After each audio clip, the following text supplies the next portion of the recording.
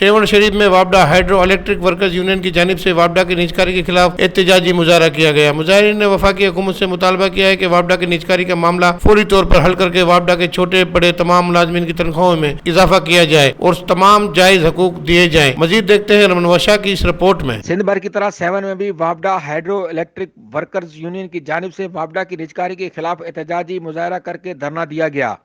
इस मौके पर वापडा hydro electric workers union seven के चेयरमैन सोहेल परवेज मेमन का कहना था कि सिर्फ सेवन में ही नहीं बल्कि सूबा भर में वापडा के मुलाजमीन की जानिब से वापडा की निजकारी के खिलाफ एहतजाजी मुजाहरा करके धरना दिया जा रहा है,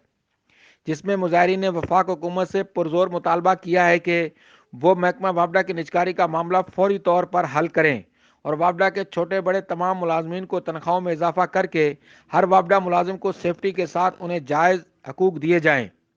चेयरमैन सोहेल परवेज मेमन का मजीद कहना था कि हमारे वापडा के अंदर तमाम प्राइवेट मुलाजमीन कई सालों से अपनी खिदमात सर अंजाम दे रहे हैं, जिन्हें फौरी तौर पर मुस्तकिल मुलाजमत दी जाए और दौरान ड्यूटी वफात पा जाने वाले तमाम मुलाजमीन के बच्चों को भी फौरी कोटे पर भर्ती करके उनकी फैमिलीज के साथ इंसाफ किया जाए। मजीद खबरों और तफसीलात के लिए विजिट करें हमारी वेबसाइट www.awamiNewsHD.com।